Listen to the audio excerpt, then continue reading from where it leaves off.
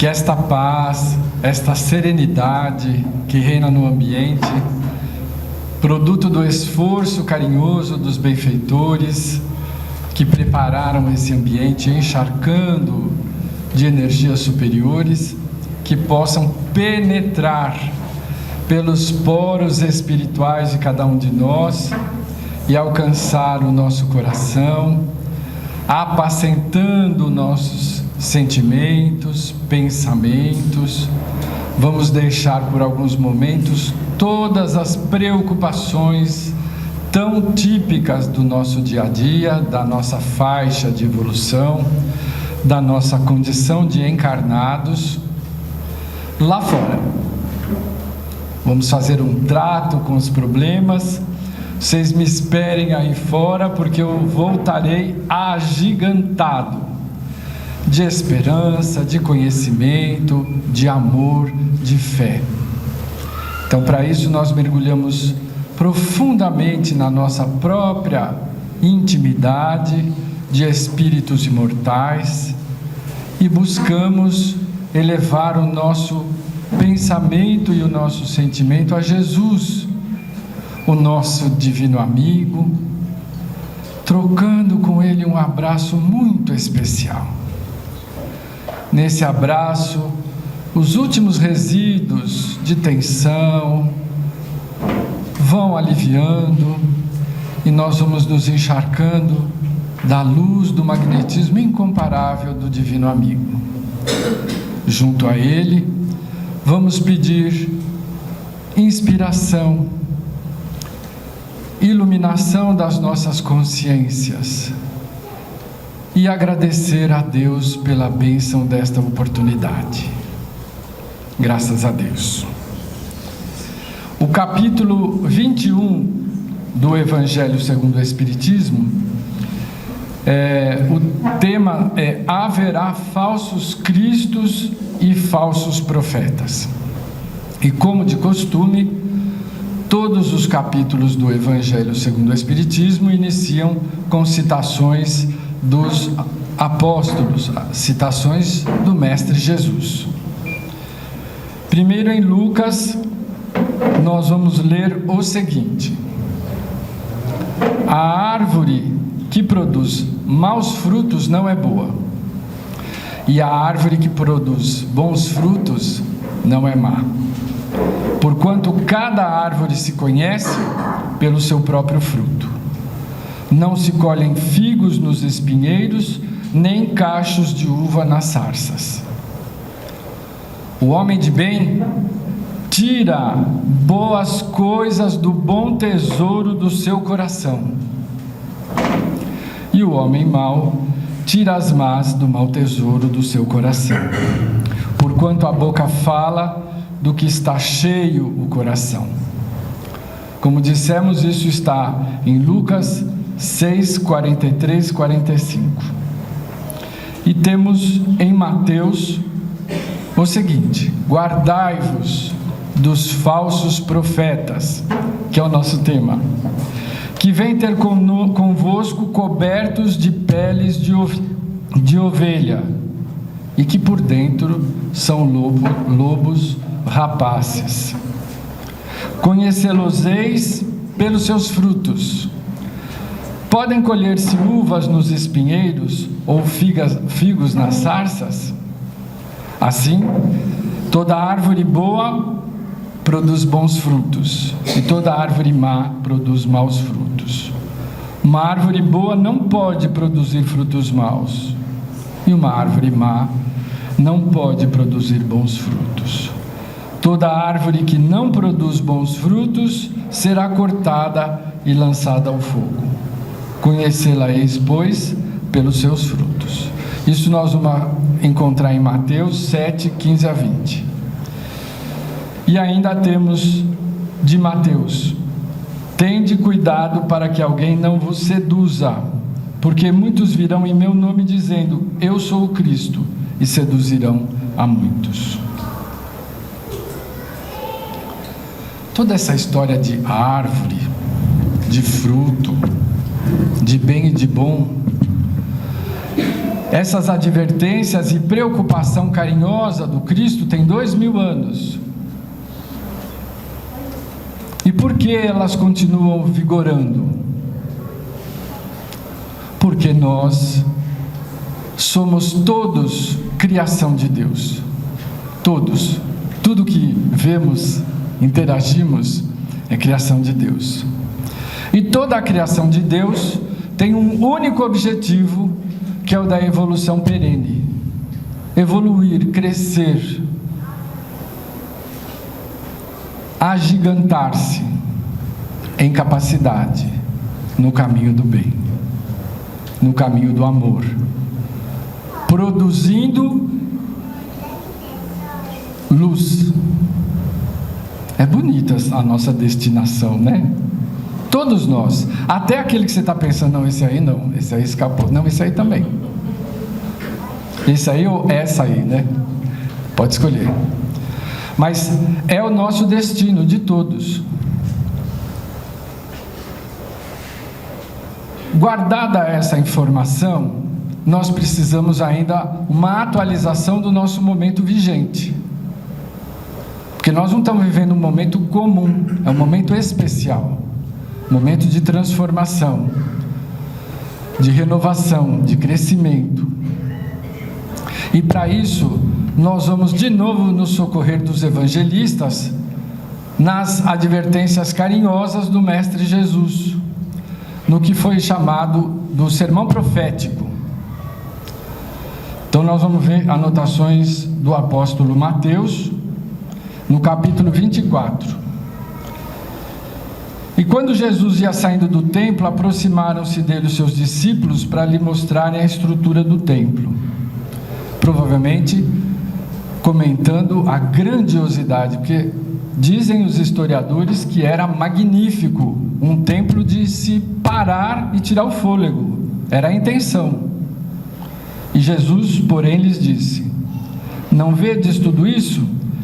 Em verdade vos digo que não ficará aqui pedra sobre pedra que não seja derrubada.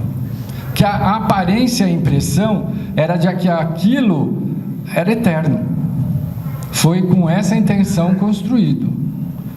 Mas o Cristo nos ensinando sempre a brevidade da vida material. Falou, não vai sobrar pedra sobre pedra. Como de fato a invasão posterior ao Cristo destruiu o templo. E estando assentado no Monte das Oliveiras, chegaram-se a ele os seus discípulos, em particular dizendo: dize-nos, quando serão essas coisas? Que sinal haverá da tua vinda e do fim do mundo? Nós sempre fomos preocupados com o fim do mundo, né? O medo de acabar, o que não faz o menor sentido. O que nós teremos é um fim de ciclo. Inclusive, o Haroldo Dutra Dias, que é tradutor do Novo Testamento, do grego arcaico para o português, a primeira versão, diga-se de passagem, explica que o termo utilizado no fim é fim de um término, não é fim de tudo. Para quem pensava que o mundo ia acabar, pode ficar sossegado que não vai, só vai transformar. E Jesus respondendo, disse-lhes: acautelai-vos e que ninguém vos engane. Veja, sempre foi preocupação do Cristo a nossa ingenuidade, a nossa imaturidade. Por isso, ele nos foi dando indicações positivas, que são válidas até hoje. Porque muitos virão dizendo: eu sou o Cristo, e enganarão a muitos. E ouvireis de guerras e rumores de guerras. Olhai, não vos assusteis, porque é mister que isso tudo aconteça, mas ainda não é o fim. Será que soa familiar? Guerras e rumores de guerra? E a gente com o coração apertado. Será que agora vão apertar o botão e o negócio vai explodir? Então, por que ele diz que é importante que isso aconteça? Porque em todo final de ciclo, você tem os dóceis, os que aceitam as novas bases, e os resistentes. Os que dizem: não saio daqui nem a pau. Então, no final de ciclo, nós temos toda essa galera, e isso causa desconforto, mas não impede a transformação. Só para ficar claro que, por mais confuso que nos pareça, e que a nossa mídia, infelizmente, insiste em exaurir a nossa paciência, para quem assiste, né, de coisas graves, nós estamos dentro dos processos previstos, não há 2 milênios, há muito mais tempo, porque todo planejamento superior é perfeito, é antecipado, é generoso e tem misericórdia. Que bom, né? Porquanto se levantará nação contra nação, e reino contra reino, e haverá fome e pestes e terremotos em vários lugares. Não parece o Jornal das 8? Igualzinho. Só não citamos o endereço, mas está tudo aqui. Mas todas essas coisas são os princípios das dores. A transformação, a modificação de qualquer processo humano, ela demanda destruição. Sem você destruir o velho, não há como renascer o novo. Então, as dores acontecerão. Então vos hão de entregar para seres atormentados e matar-vos-ão, e sereis odiados de todas as nações por causa do meu nome. Então nós notamos que aqueles que perseveram na busca cristã, da ética cristã, da vivência cristã, esses seremos todos discriminados. Nós sofreremos bullying. Ah, que bobagem, ninguém faz isso, só você. Então perseveremos. Nesse tempo, muitos serão escandalizados, e trair-se-ão uns aos outros, e uns aos outros se odiarão. E surgirão falsos profetas e enganarão a muitos. E por se multiplicar a iniquidade, o amor de muitos esfriará. Atenção! O amor de muitos esfriará por conta da iniquidade. Vamos chegar em casa e ver se nós estamos dentro desta faixa, para que nós voltemos a acreditar e a agir no bem, porque não importa se aquele a quem você beneficia não retribui o gesto e te acusa e não aceita e não aproveita bem. Isto não é um problema meu. Isto é um problema dele. O nosso problema e a nossa solução é nos adaptarmos na ação do bem, a agir devolvendo ou retribuindo o mal que nos façam com o bem possível. Isto é parte do nosso compromisso superior com Deus. Então, se está esfriando, dá uma abanadinha na brasa, que daqui a pouco levanta uma labareda, que nem o churrasco de domingo. Mas aquele que perseverar ao fim, este será salvo. E este evangelho do reino será pregado em todo o mundo, em testemunho a todas as nações, e então virá o fim, segundo Haroldo Dutra, o fim do ciclo, não o fim do mundo. Um mundo tão bonitinho, tão bem feito, tão caprichado, né, Celina? Cheio de flor, de cascata, de beleza. Aí, bum, aperta o botão lá, não faz sentido, né? Então vamos confiar, mas vamos confiar agindo, trabalhando. Muito bem. E daí? E daí que este é o momento que nós estamos vivendo. E nesse momento de transição, falsos cristos e falsos profetas proliferarão. Por quê? Vamos ver se eu tenho capacidade de síntese. Tudo aquilo que nós estamos planejando fazer, com relação ao nosso objetivo superior, que é o crescimento, a vivência, o trilhar o caminho do bem e da luz, é uma questão de escolha pessoal, de foro íntimo. Na mesma casa nós podemos ter um que adota esse esquema generosamente, voluntariamente, espontaneamente, e outro que não. E nós temos que aprender a conviver com base no respeito. Ah, mas é difícil. E aí para isso tem um comentário maravilhoso. Olha, atrás de facilidade nós chegamos na confusão que nós estamos vivendo hoje. Então você viu que não dá certo facilidade. Então vamos fazer o que é certo, seja fácil ou difícil. De preferência difícil, porque é o que a gente não fez. Porque o que você já fez na vida passada, fica fácil. Se não está fácil, é porque você procrastinou. Então é aqui e agora.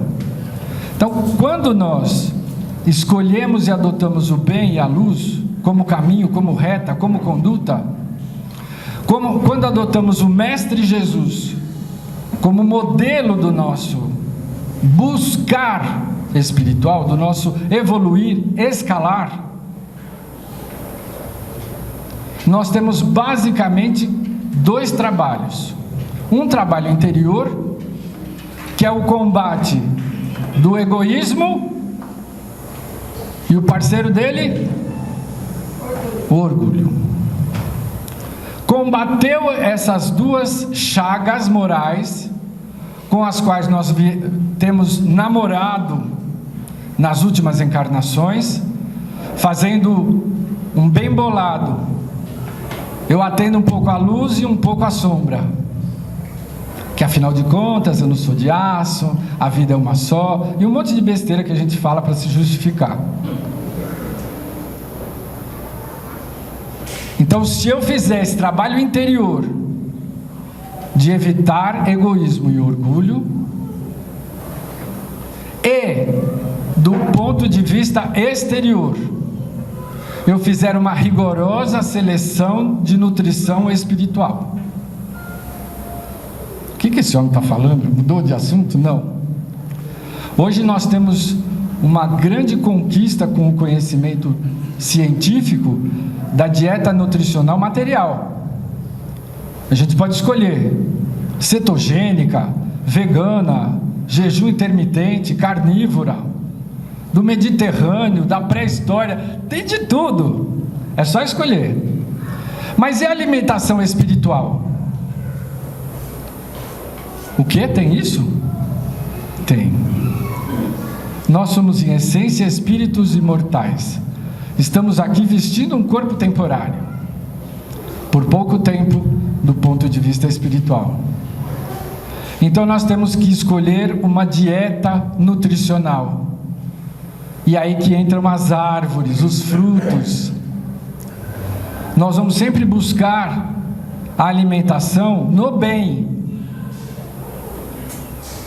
mesmo que não esteja na moda, mesmo que as pessoas torçam o nariz, ou que você seja o único no seu grupo que respeita essa dieta.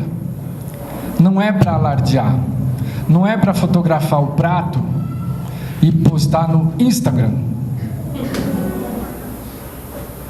É para agir no bem e escolher bons modelos. Nosso modelo de conduta é o Cristo. Mas se todos nós somos criados com liberdade de escolha, alguns de nós escolhemos, ao invés do trabalho, do esforço, da construção, da semeadura, do arado, nós escolhemos nos locupletar dos incautos. Do que eu estou falando? Os que estão moscando.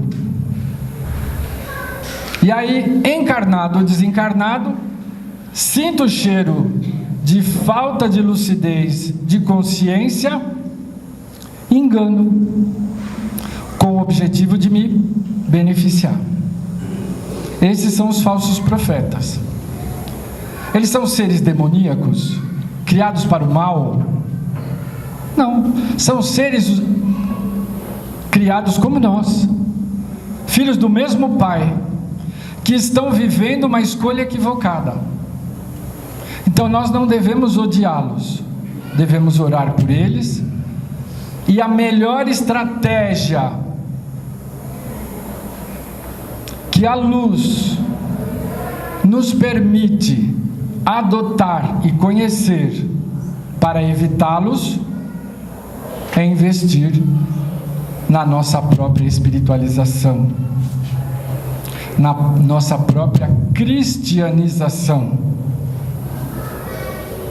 evitando sempre o orgulho e a vaidade em todos os aspectos das nossas relações, interior e exteriormente, e agir no bem, porque quando agimos no bem, nós nos fortalecemos, e quem age no bem, não fica procurando atalho. Os falsos profetas não nos atraem com coisas que eles sabem que não vão nos despertar a atenção. Então eles vão nos examinar. Uai, mas espírito da sombra é inteligente? Inteligência é uma conquista à parte.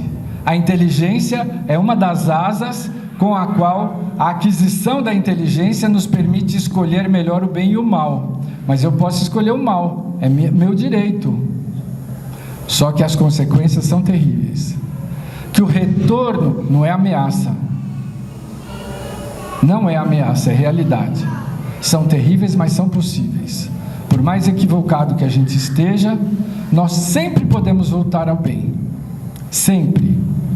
Vai custar lágrimas e suor, mas sempre é viável, ninguém é abandonado. E essa é a nossa condição. Então o mais importante é termos a nossa consciência em estado de atenção. Me perguntar o que eu sou, de onde eu vim, para onde eu vou, o que eu estou fazendo aqui. Buscar o recurso da prece para modificar a nossa relação com Deus, com o superior. Deus não tem que ser uma coisa distante, Ele tem que ser o nosso dia a dia. Nós somos filhos. Pode escolher um intermediário, não tem problema. Jesus, Maria de Nazaré, todos os representantes são válidos. E todos os profetas, que são os missionários, os que escolhem retomar a caminhada sem necessidade evolutiva, para nos dar modelo, para nos dar conforto, braço amigo, todos são espíritos que já viveram as falhas que nós estamos vivendo. Então nós vamos pegar o século 13, onde nós tínhamos ali um desvirtuamento do espiritual, a igreja vigente se casando com o poder temporal, esquecendo os objetivos superiores da luz. E aí o Cristo convida um dos seus discípulos mais doces, e nasce na Úmbria, Francisco de Assis. Sua vida curta é um legado, um despertar. Os historiadores dizem que a quantidade de almas que adotavam a proposta de Francisco era assombrosa para aquele momento, que não tinha comunicação como nós temos hoje. Não duelou, não guerreou, não acusou ninguém, não apontou o dedo. O que ele fez? Ele fez, ele viveu, e ainda nos deixou uma herança luminosa. A sua prece, a sua vida de exemplo é pura luz. Então nós temos que adotar esses modelos, que são almas elevadas e que nos mostram não pelo que falam, mas pelas suas obras, pelos frutos que produzem. Se nós tivermos tudo isso em mente e cuidarmos de nós e melhorarmos a nossa relação, como eu dizia na prece, no culto do Evangelho no lar, na leitura edificante, no trabalho voluntário, no estudo das obras básicas, na participação dos cursos que a casa mantém e outras casas também, nós estaremos vacinados contra os profetas equivocados do plano espiritual e do plano material. Não posso deixar de citar o Emmanuel para encerrar a nossa reflexão. Isso está em Religião dos Espíritos, é um livro que o Emmanuel escreveu com base no roteiro do Livro dos Espíritos. E ele diz no final da mensagem, que chama Anti-Falsos Profetas: procuremos, pois, o mestre dos mestres, se referindo, claro, a Jesus, como sendo a luz do nosso caminho, e cotejando com ele as lições, avisos e informes, mensagens e advertências que nos sejam endereçados, desse ou daquele setor de esclarecimento, aprenderemos, sem sombra, que a humildade e o serviço são nossos deveres de cada hora, para que a verdade nos ilumine, para que o amor puro nos regenere, preservando-nos, por fim, contra o assédio de todo mal. Esse Emmanuel é demais, né? Então, com ele, vamos agradecendo ao alto a oportunidade e a bênção do nosso encontro, das nossas reflexões, e nos preparar para a segunda parte da nossa assistência espiritual de hoje, que é a fluidoterapia. Nós iremos nos sentar, receber energias superiores, que com o nosso coração e mente aberta, vamos acolher essas energias para sairmos daqui e encontrarmos os nossos problemas que ficaram lá fora, agigantados, como propusemos no começo da nossa conversa. Mestre Jesus, nós que nos sentimos tão atendidos pela verdade, pela nossa parcela de consciência, pelas presenças amorosas, pelo roteiro seguro que nos ofereces através dos ditados de luz, nós queremos retribuir um pouquinho do muito que recebemos, para vibrar do fundo da nossa alma vibrações de paz, de amor, de esperança, de confiança na superioridade do bem, na vitória da luz sobre todas as situações, e entregar essas vibrações aos benfeitores amorosos que trabalham em seu nome, a fim de levar a cada coração que nesse momento, no nosso planeta, encarnado ou desencarnado, esteja passando pelo desespero, pela dor, pelo abandono, pela falta de fé. Que todos os seres sintam-se acolhidos, que os nossos lares sejam visitados por essa luz, que os que partilham conosco da jornada reencarnatória igualmente sejam alvo dessas energias salutares, e que aqueles amigos, parentes, encarnados e desencarnados que nos têm preocupado nesse momento, rogamos a tua generosidade, que os alcance onde quer que estejam, fortalecendo-os e dando-lhes luz e esperança para um dia de amanhã mais feliz. Graças a Deus.